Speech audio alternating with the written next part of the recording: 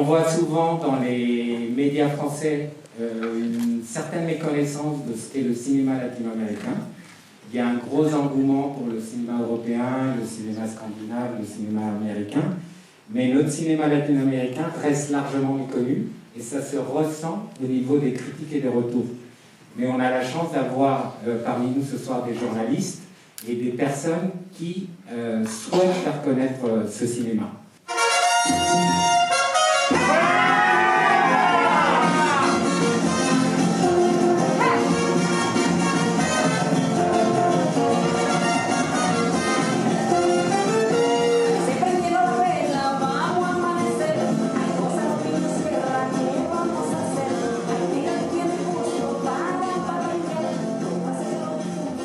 Bonjour Sébastien Corral, je réalise cette courte interview pour le site web Les Deux Rives.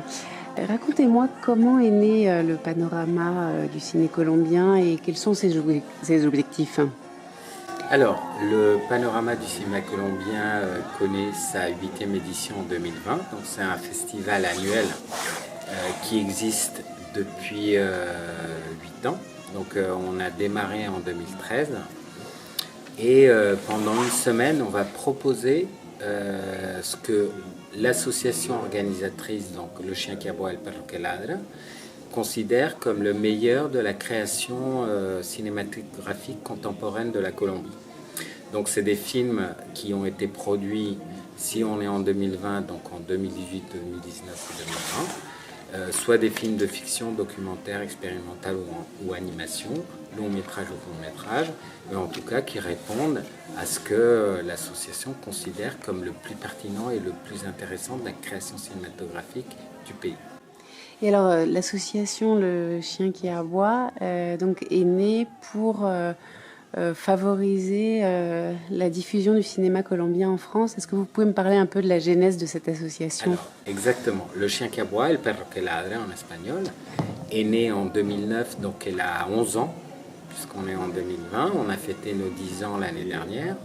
Et donc c'est une association d'amis, principalement des Colombiens, mais aussi des Latino-Américains, puisqu'on ne travaille pas uniquement que sur la Colombie, mais en dehors du festival, on projette des films qui vont du Mexique jusqu'en Patagonie, donc on ne reste pas uniquement focalisé sur la Colombie, mais c'est vrai que cette occasion pour le panorama du cinéma colombien, c'est un focus qu'on veut faire une fois par an et qui n'existait pas auparavant. Donc avant 2013, on a eu notre première édition. Et donc l'objectif, c'est vraiment de mettre en lumière ce cinéma, puisque c'est un cinéma extrêmement riche et qui reste quand même très peu connu en France, même si la France est un pays très curieux, une exception culturelle où on a des films qui viennent des 5 points de la planète. Mais c'est vrai que ça reste quand même un cinéma assez confidentiel, peu connu, même si on a quand même quelques réalisateurs qui arrivent à Cannes. On a déjà eu, avec La Tierra y la Sombra, La Caméra d'Or à Cannes il y a à peine 6 ans, 7 ans. Et on voit plein de films colombiens qui arrivent en salle, je pense au film de Ciro Guerra. Mais il y a quand même beaucoup de choses à voir, notamment dans le cinéma, pas que de fiction, puisque nous on projette des films de fiction, mais notamment dans le cinéma documentaire, tellement riche et qui mérite d'être vu en salle et pas uniquement en streaming, quoi. Et nous, on défend vraiment le cinéma en présentiel, malgré ce contexte où on veut nous rendre virtuels alors que nous sommes des êtres physiques. Alors, le conflit armé est un thème prédominant dans la filmographie colombienne. Vous évoquez les films Racine, mais aussi les films Liane, qui sont un peu les yeux d'une jeunesse pleine d'espoir. Pourquoi les films Racine et les films Liane sont-ils si complémentaires?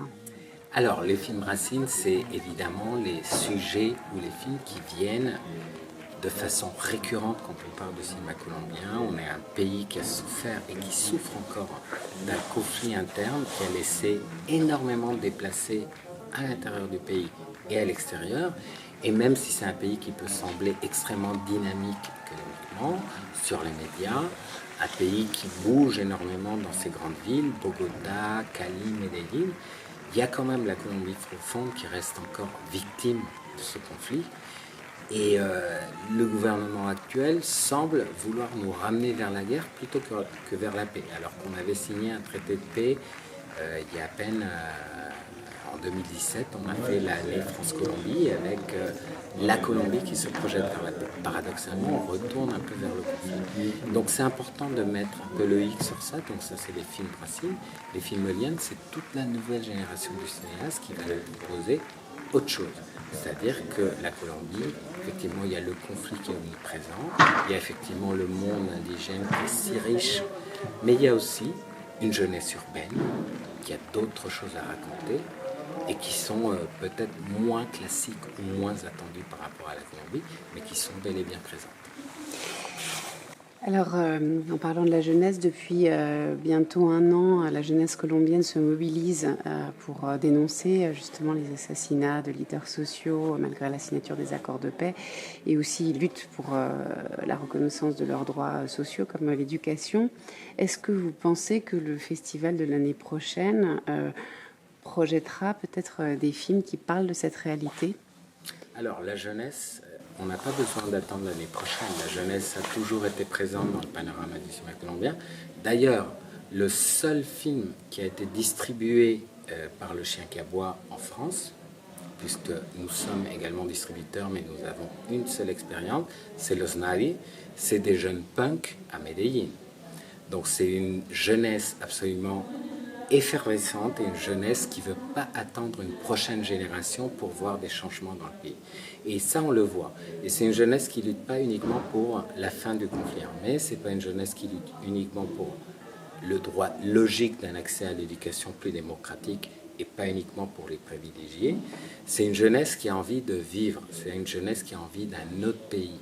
Et ça, on l'a vu dernièrement suite aux problèmes d'abus policiers qui ne sont pas forcément liés au conflit du pays, mais comme on l'a pu voir aux États-Unis, ailleurs dans le monde, c'est une jeunesse qui dit on a besoin de notre société, on a besoin d'une société, je dis ça de façon un peu comme ça, mais peut-être une société moins patriarcale, où on a un nouveau modèle, où on recherche un autre type d'autorité plus démocratique, et qui ne va pas attendre une prochaine génération pour que ça change. Donc c'est une jeunesse qui est vraiment présente, et vous allez la voir, même pas en 2021, mais vous allez la voir dans ce panorama 2020. Alors l'affiche du festival du panorama du ciné colombien illustre l'état d'esprit de cette édition avec un animal qui est le paresseux. Pourquoi avoir choisi ce symbole ? Alors c'est le paresseux comme image du 8e panorama du cinéma colombien est une belle coïncidence. En fait c'est un animal qui est fait par une grande artiste urbaine colombienne qui est R, que je vous invite à découvrir sur Instagram d'ailleurs, r.r comme on prononce en espagnol, et qui justement nous invite à réévaluer notre relation au temps. Pourquoi nous sommes si pressés tout le temps ? Pourquoi avoir envie de toujours accomplir des deadlines ? Pour nous, le confinement, c'était vraiment une leçon de cinéma pour voir la quantité de films qu'on nous recevons en sélection et pour les apprécier de façon un peu plus posée. Pourquoi avoir besoin de courir en permanence ? Donc, c'est un petit peu un clin d'œil à cette nouvelle relation au temps qu'on peut avoir, que ce soit à Paris ou à Bogota ou à Hong Kong, mais cette nouvelle relation au temps, et c'est vrai que le paresseux est un animal qui représente ça, et c'est aussi un animal qui a besoin de rester absolument immobile face à ses prédateurs. Et en Colombie, nous avons des prédateurs qui viennent de plusieurs strates du pays et qui font partie justement de notre problématique et de ce conflit. Et comment on peut se poser pour rester invisible face à tous ces prédateurs, peut-être à travers un œil aiguisé qu'est le cinéma.